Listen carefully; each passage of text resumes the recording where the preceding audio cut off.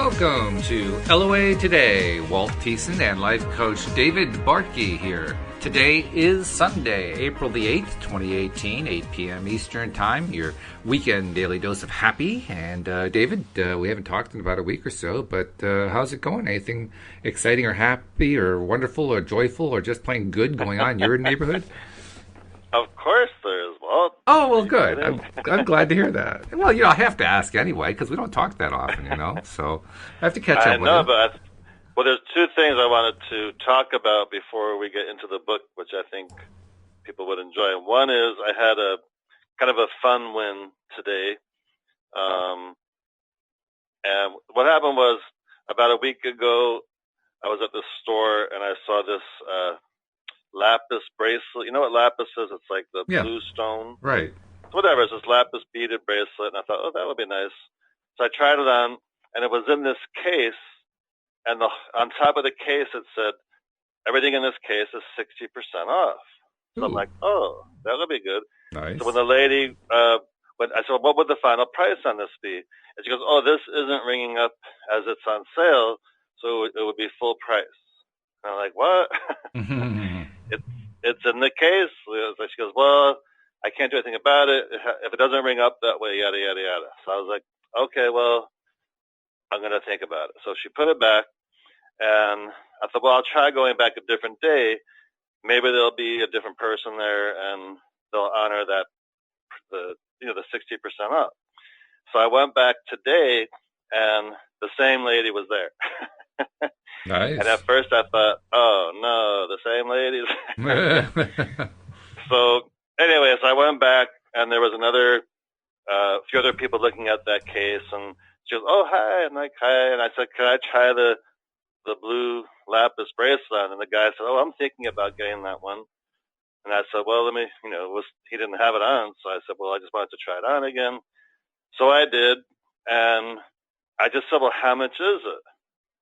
And on her own, without me having to do anything, she took it and she went to her calculator and she took the 60% off. Oh, nice. So I don't know what changed between when I saw it and then today, but I was like secretly like, yay. So that was a kind of a fun win, because in my mind, like on the weather, I thought, well, maybe there'll be someone different, or if it's not, maybe I'll ask to speak to the manager and say, if it's in this case, I think it's only fair that it should be at the 60% off. But I didn't have to do any of that. That's good. Very nice. So what do you think made the difference then? I mean, what you didn't really tell the story like you did anything different. So what made the difference? Well, that's what I'm saying. I think just because I didn't have really any resistance about it at all. I was just like, okay, if it can be done, I'll get it. If not, I don't have to have it, but if it's 60% off, I'll take it. And I've just been at a very high vibration today. Oh, well, that's good. She was just like, here's the price, and it was 60% off. And I'm like, oh, I just nonchalantly was like, okay, I'll take it. And the guy was like, wait a minute. But anyways, that's kind of a fun win, that yeah, absolutely. It just happened. It just easily happened. I didn't have to do anything in particular except keep myself at a good vibration. Well, that's the way it's supposed to work. It's supposed to be easy, isn't it? I mean, it's not supposed to be difficult. Yes. Well, when you allow, you're not, you just have to be easy about what you want, and not get in your own way and block it, like, how's it going to happen and all that kind of thing. Mm-hmm. So just by going back, for whatever reason, she just did it without any zero issue. It was just like, boom, here it is. So that was kind of a very fun nice win to report. Very, very nice. Yeah. Then speaking of vibrations, I wanted to share this as well. That I had a client this past week, and I always tell my clients, like, you have to be in the vibration of what you want to attract it. And, people understand that at different levels based on how long they've been thinking about law of attraction and the principles of law of attraction. And this particular client, he's been thinking about it for a while, so he wasn't new to it.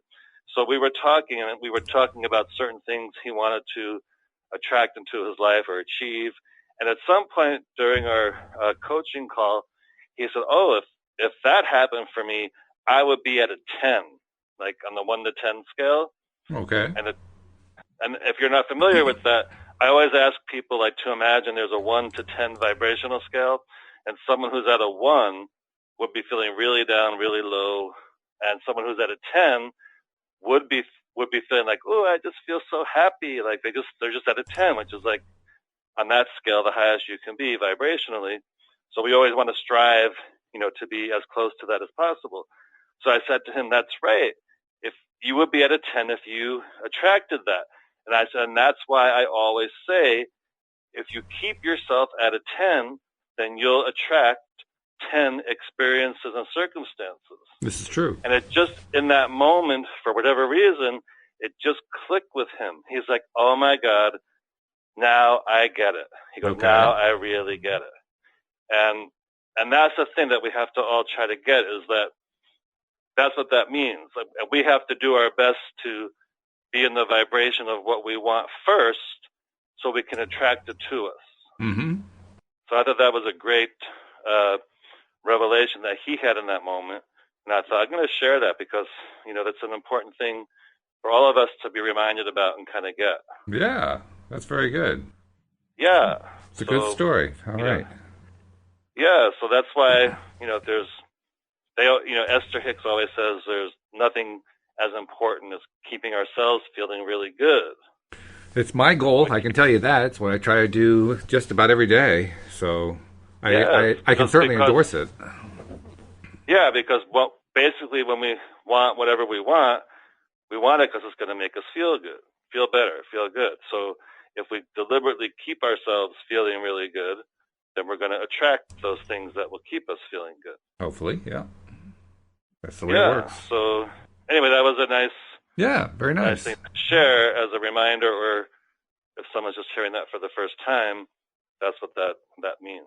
I'm trying to think what else has been going on. The only other thing I can think of, besides the fact that I've been making good progress on the book, and I'm hoping to really wrap it up this week in terms of stitching it together, is that we had our 37,000th play over the weekend. So we're continuing to march up in those numbers too. So, good stuff happening. Nothing really major, but, it doesn't have to be earth-shattering. Just has to be good. Okay. Yeah. And then for someone who doesn't know, what's this book you're talking about? Oh, yeah, this is, well, I think most of our listeners do know by now, but you're right, there could be somebody who's listening for the first time. We, meaning a group of 40 of us, have been putting together a collection of stories that are based on real-life events that are all, I guess you could call them manifestation stories. That's really what they are. They're law of attraction manifestation stories, things that people wanted to attract into their lives, often things they were having trouble getting for whatever reason, and in many cases the results seem miraculous. But they're all good stories, and I think we have something like 55 stories. So this is going to kind of be like the chicken soup for the soul of the law of attraction person. Oh, yes. That sounds amazing. So it's going to be good. Yeah. I mean, it's been fun being the editor of it because I get to read all the stories, of course. And, well, that's one of the perks, right? Now that you've read all the stories, are they a diverse group of stories? Are some of them similar? It'd be interesting. They're very diverse. I haven't really talked about this in a while, but one of the most amazing things is, I mean, we didn't actively say, okay, we want to have this kind of story and that kind of story. It was just, find out what people had to offer. And the authors that we're working with are all people who, are not all, are mostly people who are coaches, particularly law of attraction coaches or other kinds of therapists, that sort of thing. And so the net result is that these people, even though they come from a variety of different backgrounds, managed to, I guess not surprisingly, they managed to put together, by just their own submissions, they put together a list of stories that are very representative of the kinds of stories people want to have. The only thing that surprised me, and this is what I was referring to a little bit earlier, the number one category of story was getting the house of your dreams. Interesting. And I would not have predicted that. That one surprised me. I would have thought it'd been like relationships or, getting a job or making a lot of money, winning the lottery, something like that. No, it was getting the house of your dreams. That was a pretty unusual thing. Or either a house or a couple of cases it was an office, because they wanted to get an office for their practice. But either way, and well, you ought to know, you submitted one of them. Yes. Yeah, I mean, I could have even submitted more than one about that kind of thing. But I was hoping you were going to submit the one you never did. I thought you were going to send in the one talking about how you got your current house, but you didn't do that one. Oh, well, I still can if you want me to. Is there room? Oh, sure, there's room. Yeah. Okay, well, I will. Why not? All right. Well, write it up ASAP, and we'll get it in there. So we'll move from 55 to 56 stories. That's all right. I'm okay with that. Okay, all right. Yeah, I love that story. Yeah, you're right. I would have thought it would have been more, money, excess money or unexpected money or things like that. But it's interesting that it's more about housing situations. Yeah. Well, you just never know what it's going to be. The other thing that was really surprising to me is how, I guess I shouldn't be totally surprised by this, but the different levels of ability that the different coaches have in terms of writing up their story. I mean, some of the stories were really well written, Mm-hmm. I mean, like, and not necessarily the ones you would have thought. I don't even want to go too much further than that because I don't want to sound like I'm dissing anybody because that's not my intention. But certain of the authors just did a really, really nice job. And well, that makes your job. It made my job a whole lot easier. Oh, let me tell you, because when you're the editor, you're basically having to make sure that everything reads well, and that plus the spelling, the grammar, all that kind of stuff, and that it flows. It needs to be an enjoyable story. That's the whole point of these, to have stories that are enjoyable and inspirational at the same time. It's supposed to be chicken soup for the LOA soul. That's essentially what it is, right? So, it needs to be a good read, and that can take a lot of work because on the one hand, you want it to be enjoyable. On the other hand, you don't want to take away the voice of the author because each author has their own unique voice. So you're always trying to draw a balance. But you're right. That's why I made it easier whenever somebody did put together a story that was really easy to edit because it just made my job so much easier. Oh, yeah, for sure. Yeah. And what about did Louise make any high vibration meals this week? Oh, gee, she always does. Can I think of one particularly? Yeah.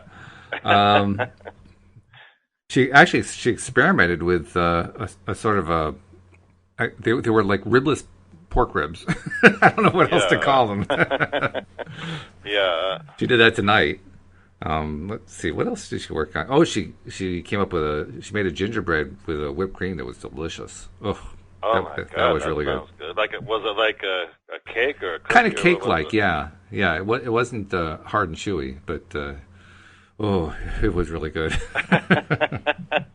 And I think there's some left actually. Really so I'm thinking about that for after the show. I know so many times it's the desserts that, for me at least too, give me that oh my God, my vibration just shut up after this nice delicious dessert. Mm-hmm. Oh yeah. Yep, I was somewhere recently and there was an array of desserts and there was this really nice a miniature bundt cake and it had caramel drizzled on top of it and it was really moist and that was definitely in that category. It was really good. Very nice. All right. Yeah, of course I didn't need it because who needs that amount of calories and such. However, well, that actually ties in with the subject of tonight's episode, so to speak, because we're looking at the astonishing power of emotions. Let's talk about desserts and then go into how to lose weight. We're in part 2, demonstrating the astonishing power of emotions, and example 2 is I cannot lose weight. So perhaps rule 1, don't eat the desserts. You better read it, because I think if I read it, I'm going to start laughing. Oh dear. Because we were just talking about gingerbread with whipped cream and bundt cake with caramel. Well, actually, that's going to give us something good to talk about because it's also something that Wendy and I have been talking about on some of the afternoon podcasts. So let's see where this goes. It says in the book, The example says, I've been overweight for as long as I can remember. There were a few brief times in my life when I was able to force my weight under control through uncomfortable dieting and what felt like deprivation, and through arduous exercise, but none of it was easy, and I wasn't able to maintain the regimen for long, and so the unwanted weight always came back. I don't feel comfortable in my clothes and dread shopping for new ones. I stand in front of my closet looking for something to wear, and even though I have some nice things, nothing appeals to me because I don't like the way I look no matter what I'm wearing. My body doesn't move well, and I know that I'd feel so much better all around if I could just lose a few pounds. But I feel powerless to do anything about this excess weight, so I'm very discouraged. Yeah, I mean, if I were that person, I'd be pretty discouraged too. That's understandable. Yeah. So we go on here. It says, now we want to begin this discussion by reminding you of the most important part of deliberate creation. Creating is not about making things happen through action. In fact, creating is not about making things happen at all. Creating is about allowing the thing that you desire to happen, and the allowing happens through energy alignment, not through action. Sometimes this is a hard thing for you to hear because you know from your personal experience in life that action does get results. You know that you have been able to shed unwanted pounds by decreasing your food consumption, and there is no question in your mind that the exercise helped too. And we are not disagreeing with any of that, for it is obvious that action does have a place in the creating of many things. In fact, without action, your society would be without a great many of its things. But when you make action the cornerstone of your creative process without considering the vibrational basis of your being as you are taking the action, you are working under a distinct handicap, for there is simply not enough power in the action itself to compensate for the competing energies of your misaligned thought. So basically, not only do you have to be on a diet, kind of, and you can watch what you eat and exercise, but you also have to have your thoughts in the right place as well. Well, maybe. And this is where the conversation with Wendy is so interesting. She has a thing that she's calling Project B for Body. And in Project B, she's had weight issues pretty much since she was a young kid. And she has dieted every single diet you can do. She could probably quote every single nutritional statistic that's ever been quoted in a popular study. I mean, she's really knowledgeable about the whole thing. And the current theory that she's working under is that it actually doesn't pay to diet. Because diet is about deprivation. Diet is about lack. And when you're putting yourself into a place of lack, you're really not doing yourself any favors. Her position at this point, and she's still experimenting to see if it's true, is you should only eat when your body really wants to eat. In other words, you shouldn't eat just because, you know, your taste buds are irritated and you want to have something sweet, or because you're bored, or because there's nothing else to do, or because you're feeling antsy or anything else. The only time to eat is when your body is saying, I'm hungry, I need some actual nutrition here. And then once you are in that place, then you eat whatever you want. As long as, and this is the provision, as long as you ask your inner being first, can I eat this? Which is an interesting approach, I have to say. And it makes a lot of sense vibrationally. It makes a lot of sense in terms of even what Abraham teaches. Because she's basically paying attention to what the messages are from her inner being. And she's only eating when she really needs to. And the net results so far, she's reported this on Friday, after all kinds of diets she's done over the years. She was describing how frustrating dieting can be for her because she would experience the same kind of roller coaster effect that some others have experienced. And she would start at level X, and then she'd lose some pounds, and then gain it back and be at X plus 10. And then lose some pounds, and then gain it back to be X plus 20. You know, so she was never gaining ground. She was always losing ground, despite the fact that with these various diets, she kept losing weight. And she said she even started experimenting. And during her experimentation, she would try, approach X and then watch what happened with the scale. And try approach Y and watch what would happen with the scale and so forth. And she said one of her tests, she decided to eat this really, I don't even remember what it was, but it was a very non-good food to have. It was something on virtually everybody's don't eat list when you're dieting, right? And she checked like the foods we were just talking about. Yeah. I think it actually had a little more nutrition, whatever it was, but it was definitely not considered good food. It was like fast food or something like that. And she checked the scale, and the scale didn't move. And she said, "Well, that's interesting." And so she's tried a few other experiments like that. You know what the one time is that she actually got the scale to move and to stay on a slightly downward trend? Is when she's following the thing that she's talking about doing right now. She eats whatever she wants, whenever she wants. The only criteria are her body actually has to want it from a nutrition point of view, like I'm hungry. And she has to check with her inner being first to see if that particular food is okay to eat. And doing that, she's actually been taking weight off and leaving it off. Nice. Nice. So, I mean, it's early days, but as time goes by, if it keeps happening, that would be great. Now, how well does that match up with what Abraham is saying here? I'd say it matches up fairly well. I mean, so they haven't really given us a whole lot of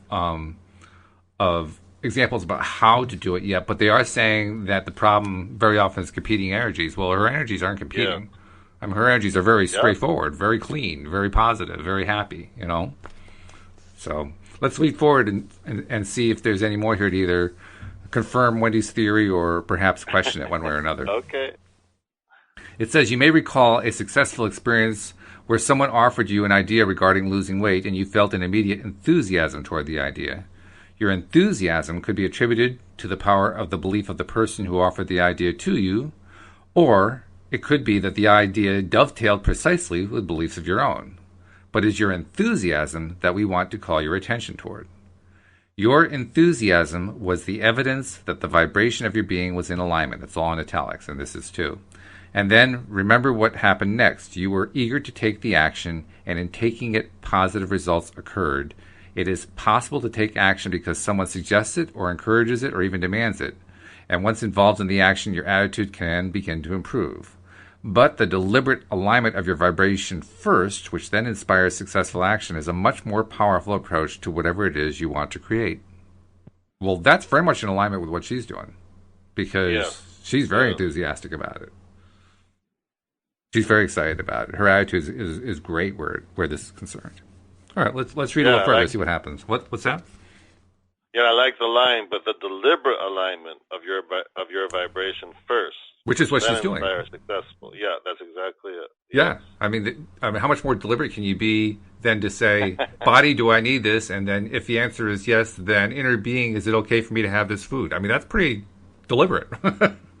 Yeah. Yes. So, continuing, it says, during your discouraged moments, as you acknowledged that your body was not as you would like it to be, you were launching rockets of desire about what you preferred, and within all of that processing of life, and without realizing it, you have been adding to your vibrational escrow. You have created a vibrational version of the new and improved physical version of yourself. We want to help you understand that this is not a flimsy dream floating somewhere in your imagination.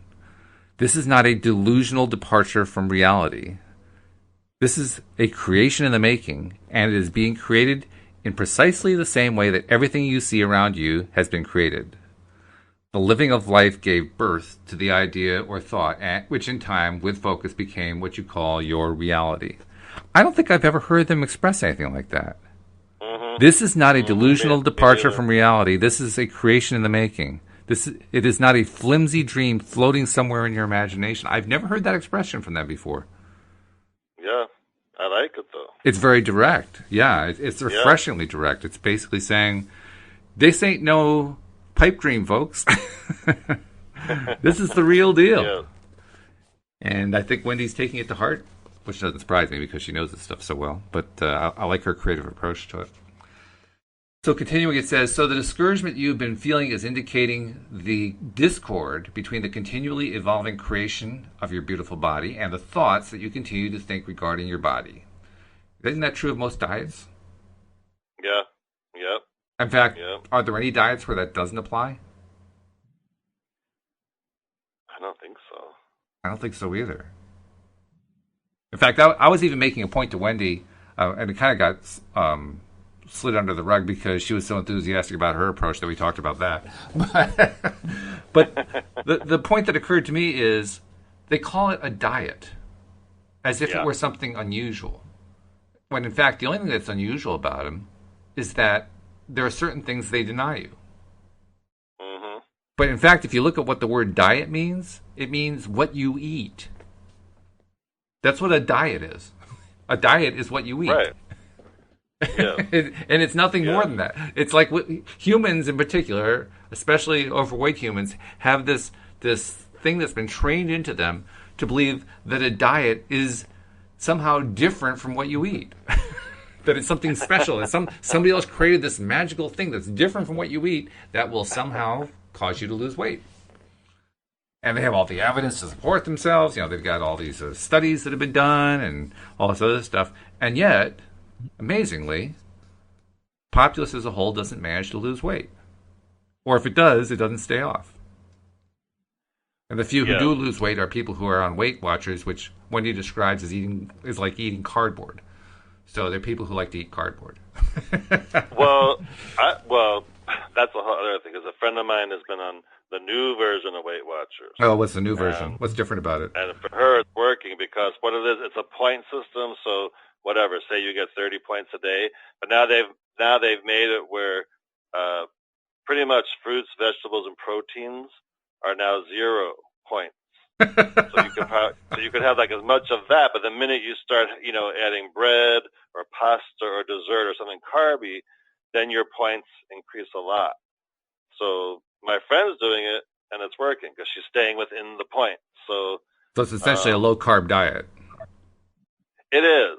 And then if you can carry your points over if you don't use them all. So if you do want a piece of something, you can because you have the points. But anyway, it was kind of interesting that you mentioned that because she was just telling me about it. And I'm like, oh, that's good. So people can just have as much fruits, vegetables, and proteins, and you're not going to gain weight. Because when you have the other stuff that in mass quantities, then that's when you're going to gain the weight. That's a whole other thing that what we're talking about. But it's interesting because there's a lot of controversy about low carb diets, and I don't want to get too much into that because it gets away from what we're talking about. Other than to mention that the track record with low carb diets may be better than others, but it still has, in many ways, it has a lot of failures. I've known people who have been on low carb diets who had weight issues who got absolutely nowhere. Just wasn't working. I always think it's just best to be on, like you said, like everyone's kind of always on a diet because it's just how you're eating.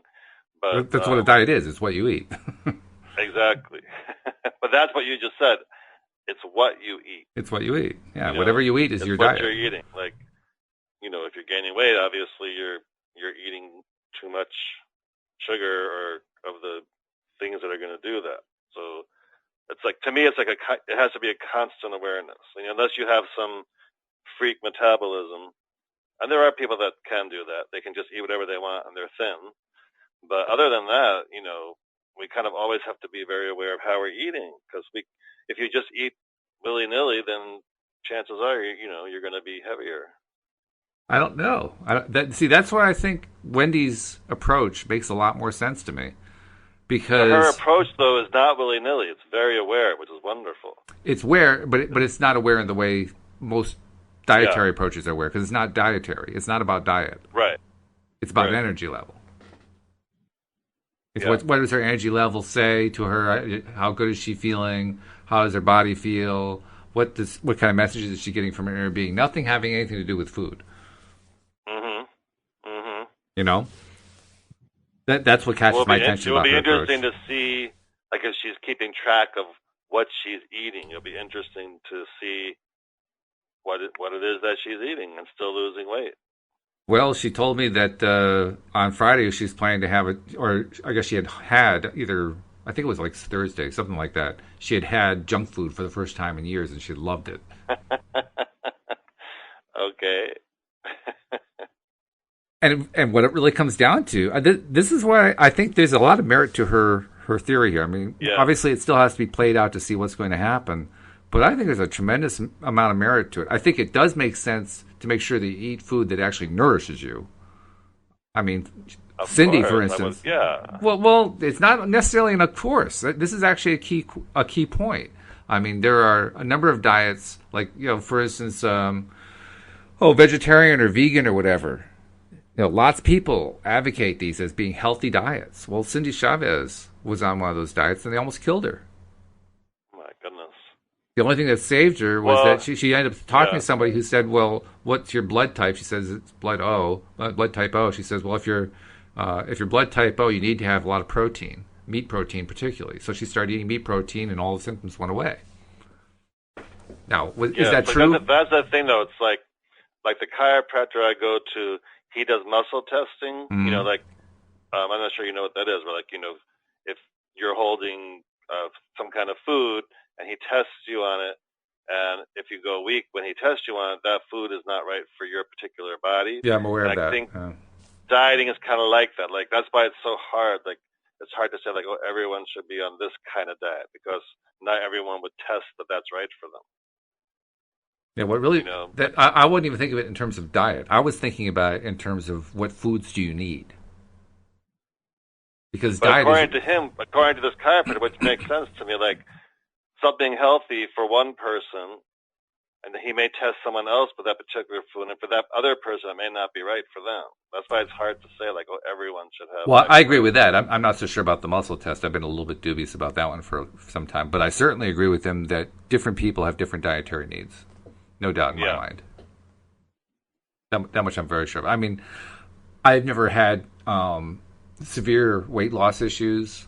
Either way, I've never been... I've been what some people would have said was unhealthily thin. I really wasn't. I was actually pretty close to my correct weight for my height. But nevertheless... are you one of those who can eat anything and never gain any weight? I was for the longest time, yeah. Once I reached 60, once I reached 60, that kind of changed. Actually, around 55, that changed. But for the longest time, it wouldn't make any difference what I would eat. And I honestly do believe that my attitude had a lot to do with that. I mean, I believed before that it was my metabolism, because I believed I had a high metabolism. But now I'm not so sure. I'm really not so sure that was the case, because it's not like I was this really, really active person. And that's what we typically associate with somebody who has a high metabolism. They're very active. Well, I was moderately active, but I wasn't. Well, some people just have that, regardless of how active they are. Maybe that was part of your genetics or something. Maybe. I'm not 100% convinced that I actually had it. I think it was attributed. I think the way that my body weight was throughout most of my adult years and even childhood was attributed to high metabolism level. I was certainly told that. I believed it for the longest time. But I don't know of any clear evidence that said, yes, this showed that my metabolism was high, other than the fact that I didn't put on a lot of weight.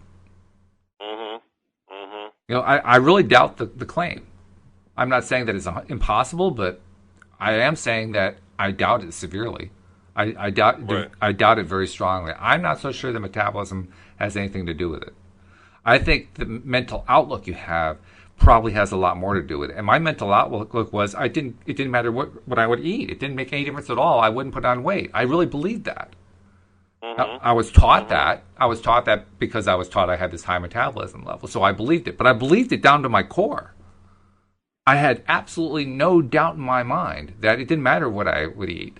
And I didn't want to eat a lot. It's not like I was somebody who's just binge eating, all the time. I ate just what I wanted to eat. That was it, Right. And I didn't always eat healthy. I remember one time I downed a whole box of chocolate chip cookies. Sick as a dog afterward, but I did it. Oh my God. But it didn't, except for the overeating of the chocolate chip cookies, it didn't sound like you overate a lot, though, based on what you said. No, I don't know what is considered to be a healthy amount or an unhealthy amount.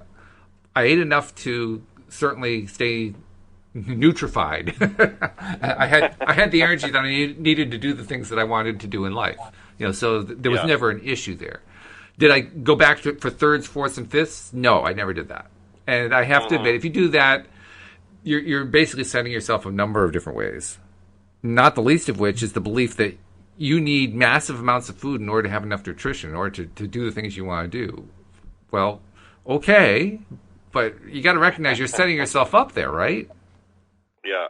I mean, that's a setup that you just set yourself up on. You believe that you got to keep eating this stuff, actually, I think what people do is they justify what they're doing. I honestly don't think that most people who have severe weight issues, who eat inappropriately or whatever, I'm not convinced that they fully understand why they're doing it. Yeah. I think that what is happening, though, is that they believe that no matter what they do, they're going to put on weight. And I don't think it makes any difference whether they're actively eating well or actively eating poorly. Now, do I think they should eat well? Yeah, I think actually it pays off to eat well. I mean, you have more energy. You have a better life when you eat well. Well, just for health reasons. Yeah, just for energy reasons. It feels better. When you're not overstuffed, but you have enough, and you can go do the things you want. That's the point of eating, so you can continue to do the things you like to do in life. But that's not the mentality that people with weight issues seem to have. Their mentality seems to be a different mentality entirely. And I can't say I totally identify with it because I've never had it. Well, actually, the last few years I've had it because for the first time I have this little bulge on my belly that I never had before. But other than that, most people look at me and they say, "You're not overweight." Yeah. You see, it's all relative, right? I look down and I see what looks like a spare tire, and they look at it and they say, well, "So what's that?" I mean, like, did you drop a paper cup on the floor or something like that? There's nothing. There's nothing there. What are you worried about, Walt? Well, Walt, I mean, it depends who you're. Like, are you comparing your body to like the guy on the cover of GQ? It just depends. I don't think I'm ready to do that, no, because I haven't been doing the exercising over the last 30 years to get my muscle tone to the point where the guy on GQ has his. So, no. No. I'm not comparing to him at all. Not even close. Mm-hmm. And then there's the whole thing, which is what's going on with the food supply today, that there's certain ingredients in food, especially processed food, that they purposely put it in there so you can't tell when you're full and you keep wanting more. That's a whole other thing going on in a lot of foods nowadays, which of course isn't good for us either. Yeah, I think you're talking about the sweetener, and I can't remember what the name of that sweetener is. There's actually a few of them, and it's like, oh my god! Like, I read a book by this one doctor, and he's like, it's not most people's fault that they're overweight. It's because of the way the food supply is and what's put into. Yeah, I've heard that theory too. But I'll tell you what, like I was saying, I did not have any kind of weight issues for like the first 55 years of my life. It wasn't until I started actually paying attention to that kind of stuff. I used to ignore that. I used to hear that stuff and just ignore it. It wasn't until I started paying attention to all that stuff. In part because I have family members who have weight issues, and there were a number of things that were going on that made me focus on it more, or led me to choose to focus on it more. It's only since I've been focusing on that my own weight has increased. Mm-hmm.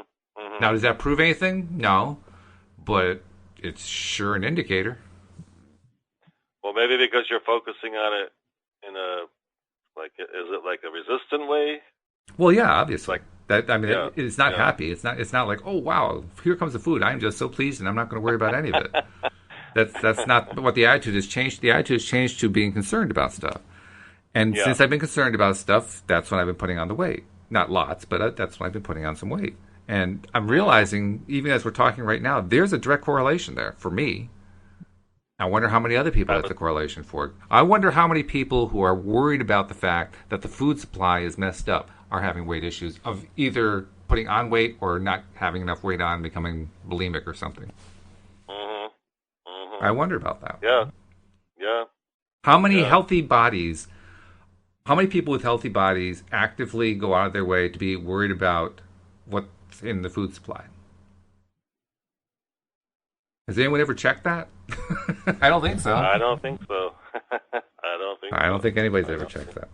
I don't know. We're speculating. It's hard to say for sure. I do believe, though, that no matter what you do, no matter whether you follow a particular dietary plan or not, the main thing is what's going on with your energy.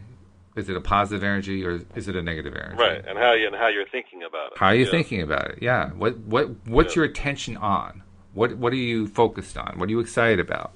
And what are you depressed about? What are you worried about? What are you concerned about? What are you a little scared about? Because those are going to feed it dramatically.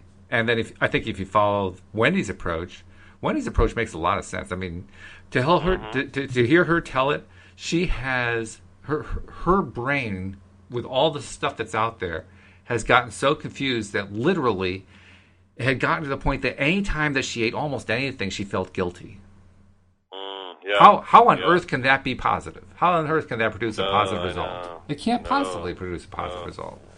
And that was one of her breakthroughs, realizing guilt is like the worst thing you can do to yourself. Yep. You know? Now, how are you? This is reminding me. How are you doing with your everyday mirror exercise? I believe it or not, I have been doing them perfectly up until today. I hadn't actually done them today, and you just remind me of that, so I'm making a little note to make sure I get it done today. Normally, I do them first thing in the morning, and today, for whatever reason, it just slipped by, and I just didn't do it. But how many days have you been doing it? Let's see. This would be day 50, I think. Is it 50? Wow, that's wonderful. And have you? No, wait a minute. No, that's not right. Have you noticed a difference, or have you kind of plateaued, or how has it been? Yeah, this is day 50. Oh, my goodness.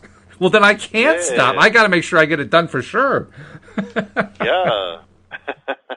What have I noticed? Have you noticed more quieting, or is it kind of evened off? Or well, the negative self-talk that kind of automatically played in the back of my mind, that's gone. It did come back briefly, but it went away because I kept sticking to the mirror work. Good. Now, I've been planning to stick with it even beyond all that, just to see what else happens. And so far, I can't report anything new, any new breakthroughs or anything like that. But even what you've experienced is really good. I mean. Oh yeah, and that happened starting around day 30. So I certainly am very happy with that result. I think I just mainly want to try. My goal at this point is, can I do it for a whole year and then see if I've gotten any new results out of it.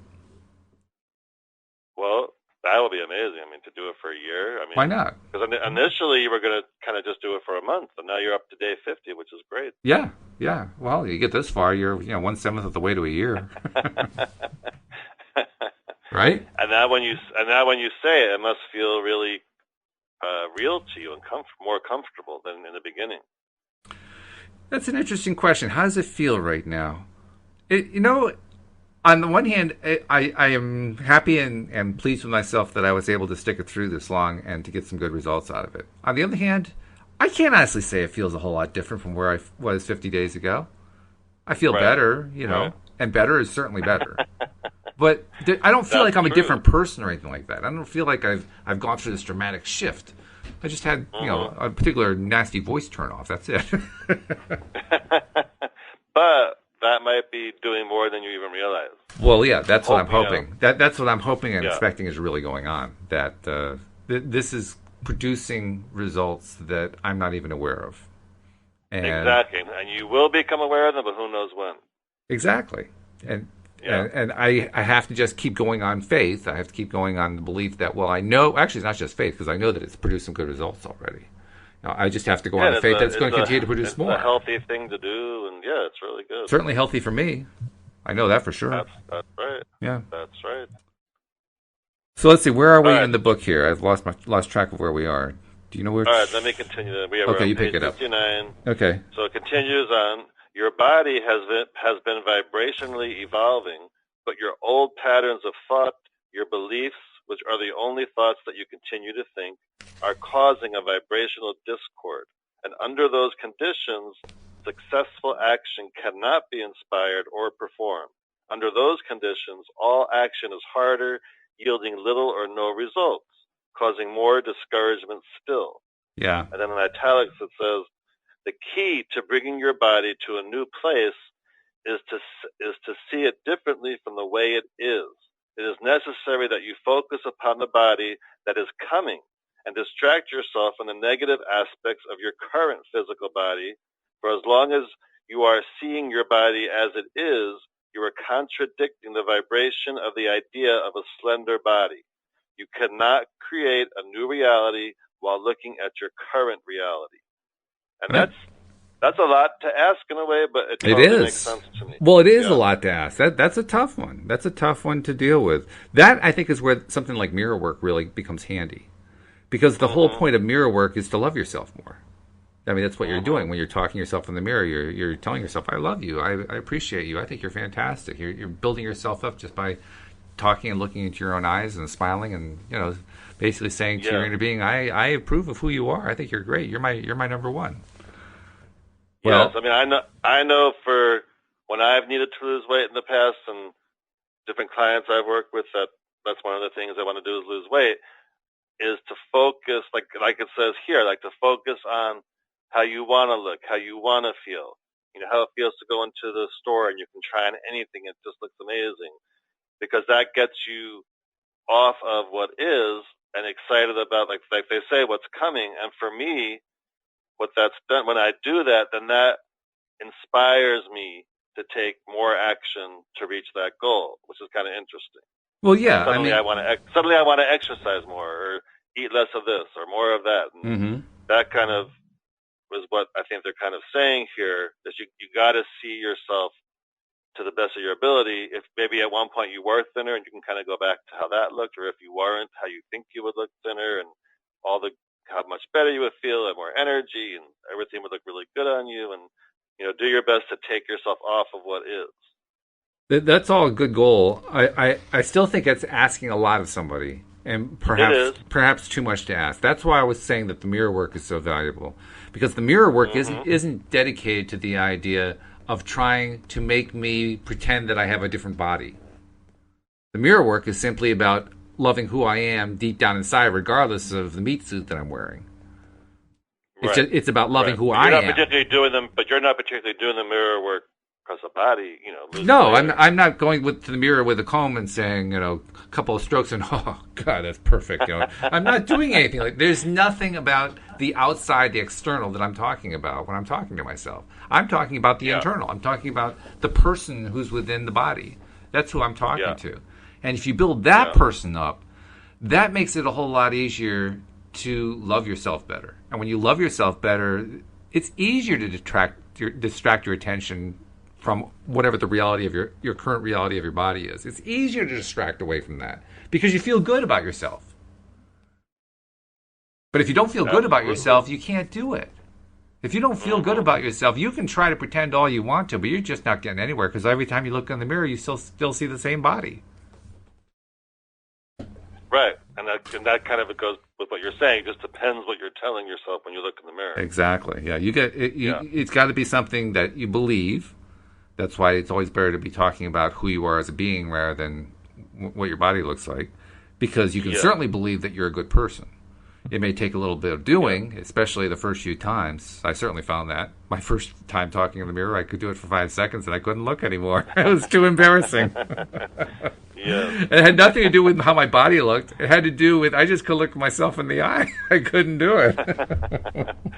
But I love that last sentence in that paragraph. You cannot create a new reality while looking at your current reality. And that really goes for anything, whether it's weight or finances or relationship or whatever it is. Exactly. And when you're looking not at your body, but looking at who you are when you're doing mirror work, you're looking at yourself in a new way. You're creating a new look, so to speak, without actually making it a look. You're creating a new you by focusing on a different aspect of who you are. So you're now no longer how much weight you have. That's no longer how you're thinking about yourself. All right, so let me go on here because we got a lot left and we only have about 10 minutes. Well, I don't think we're going to finish this chapter, but that's all right. Yeah, that's probably not. It's a long one. Not. Yeah. So now that you understand why it has been so difficult to find the inspiration to act, and why the action, even when you did offer it, netted you very little results, let us show you some very simple things that you can do that will begin the process of aligning your energies immediately. For by understanding the laws of the universe and by understanding the basis of your creation, which is the simple alignment of vibration, you will now be on your way to the outcome that you desire. First bullet point. Your choices right now do not include whether you are at your perfect body weight or not. Isn't that a nice thought right there? Yes. You don't have to be envisioning a perfect body. You don't have to. You don't have to pick. It's not like that's your choice. That's the choice you have to pick. No, that's not what you have to pick. Next one. You have no choice other than to be at the body weight you are at right now. In other words, you don't have to be stuck on the reality that currently is. That's right. You are going to weigh about the same thing tomorrow as you do today, and the next day too, and so on. Yeah, that's a good trap right there. Goes with accepting what is right now. Yeah. Changing your body weight right now is not an option.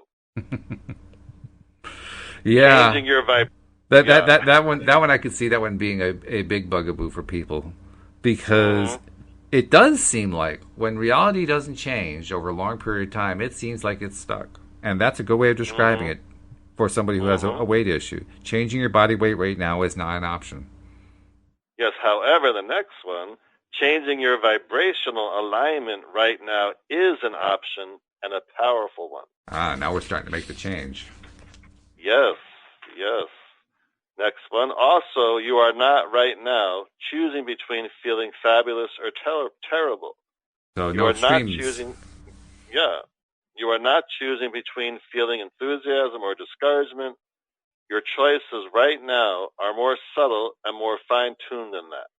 You are making the simple choice of feeling a little better or a little worse. You can choose an upstream thought or a better feeling downstream thought. Those are your only choices, upstream or downstream, but those choices are enough. I mean, that sounds so simple, right? Well, it sounds so simple. For many people, it's going to sound too simple, like it's too good to be true. But nevertheless, it's the right direction, isn't it? Because this upstream, downstream metaphor makes it really clear. If you're going upstream, you're paddling like crazy. If you're going downstream, you're just enjoying the ride. It's a completely different feeling. Now, the hard part is trusting that the downstream actually is going to get you there, because you're not doing any work. Yes. Right? Yes, and it says those choices are enough, which is pretty like, wow. Yeah. I like that. I'll take it. That seems good. So they provide an example. They say, for example, imagine you are at an outdoor shopping center. You are moving in and out of many beautiful shops, and there are hundreds of people moving in and out of them with you. These individuals vary in size and shape and wardrobe, but you are predominantly noticing nicely dressed, nicely shaped, beautiful people all around you, and as you see them, you feel self-conscious. You are now awkwardly aware of what you are wearing, and you are unhappy with the way you look today. You turn to see your reflection in the window as you are walking, and you are extremely unhappy about the way you look. You feel agitated, discouraged, and unhappy, and you are not having a good time on this shopping outing at all. You have now lost interest in the reason why you came to the mall. You do not feel like shopping anymore. In fact, the only thing that is appealing to you right now is the idea of getting something to eat. There are good-smelling things in the air, and you realize that you are hungry and that you do want a snack. There are several choices within view, and from the fragrances in the air, you know there are more choices nearby. Any one of the several things sounds good to you. Ice cream, candy, maybe something more substantial, such as a sandwich. Actually, all that sounds pretty good to you right now. Your urge to find a quiet place to sit while you eat something is becoming quite strong. And while you are trying to fight the urge to follow through on your impulse, it is much easier to give in to it and get something to eat. As you are standing in line at the ice cream counter, you notice the slender people waiting in line with you. They are annoying. And as you are annoyed, your urge for the ice cream continues to grow stronger still. I am laughing here. It's just so funny to me, like right now.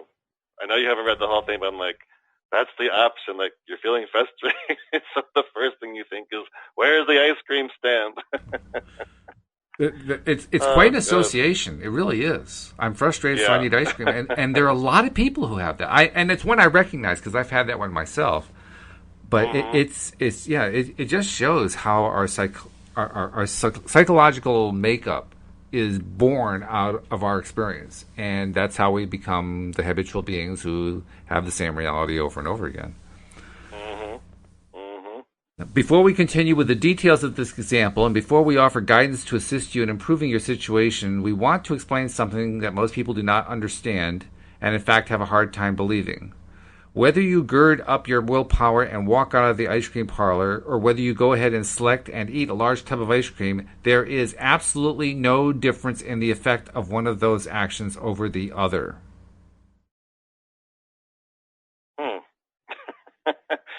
There is calorie-wise.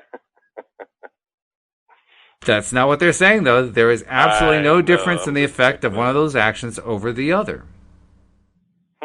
Even if we are talking about 1,000 days of walking out as compared to 1,000 days of eating a tub of ice cream, the action choice of one or the other makes no difference. It is not your action that matters. It is your vibration. It is not your action that makes you fat. It is your vibration. It is not what you are doing that makes the difference. It is how you are feeling about what you are doing. That's Wendy's theory right there. That's what she's trying to pursue. She wants to feel good about eating. Mm-hmm. She only wants to eat when she really needs something nutritionally to eat. Her body needs the energy. She doesn't want to eat just because she's lonely or tired or angry or frustrated. Right. Hungry, angry, lonely, tired, the halt thing right there. Well, you got to be really hungry, and the rest of it, no. and more importantly, you got to be in a good frame of mind. You know what her latest affirmation is? Well, she's got two of them, actually. The second most recent one is happy body, happy life. Mm-hmm. So basically, she only wants to eat when she's in a happy mood about her body. When she's feeling good. When her body feels good. When she has the mental attitude that all that matters is that she feels good. Not what she's eating, not what the diet says, not what the dietary restrictions say, not what the experts say, not what the nutritionists say. How does she feel? And that's right in alignment with what they're saying here. It is not your action that matters, it is your vibration. It is not your action that makes you fat, it is your vibration. It is not what you are doing that makes the difference. It is how you are feeling about what you are doing.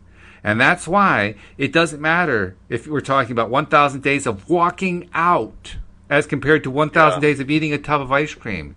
Do you realize what they're saying there, David? They're saying is, if your vibration is the same in both of those cases, either way you go, you're going to get the same result. I mean, that's a pretty staggering thing that they're saying there. And it makes sense to me. It makes sense to me. How many people do I know of who go out of their way to practically starve themselves and they don't lose weight? Or if they do manage to lose it, they put on twice as much a week later. Yeah. Well, they're definitely not in their alignment because they wouldn't be doing that, but yes. Oh, yeah. I mean, Wendy told me point blank at one point, she went through a period of time where she was eating, she even told me what the number of calories was per day, and I was just like freaking out because it was so low. And she managed to lose weight that way, but she was also practically making herself sick. And then when she put the weight back on, she put the weight on plus another 10 or 20. I know, they always say that. Yeah, a lot of times when people go on a diet, when they do lose the weight, as soon as like the kind of diet that we're talking about, when they do lose the weight, then they stop doing that particular diet, then they not only gain back more, but quickly. And it's like, wow. Well, then you have to ask the question, at what point do we decide that it has nothing to do with the food? How many pieces of examples of evidence do we have to have before we finally decide it's not the food? A lot. Apparently, yeah. Because there's so many people, health gurus, and if you eat this way, you're going to do this. But they spelled it out so clearly here. Abraham has made it really, really clear. It doesn't matter whether you walk out of the parlor without eating 1,000 times or you eat it 1,000 times. You're going to get the same result because of what your vibration is. Wow, amazing. Yeah, really is. Well, we're down to like 40 seconds on some of that theme music, so we got to draw it to a close. But this has been good. We're going to pick this up again next week, and we'll be talking about some more. Plus, Wendy's going to be sharing more about Project B, during the week, so I'll share some of those results with you. But Dave, it's been a pleasure. And how does somebody reach you in case they want to reach out to you? They can go to lifecoachdavid.com, and they can contact me through there if they're interested in some wonderful law of attraction coaching. Sounds great. Dave, it's been a pleasure. Talk to you next week. Same here. Have a great one. All right. We'll see you next time here on LOA Today. Goodbye, everybody. Bye.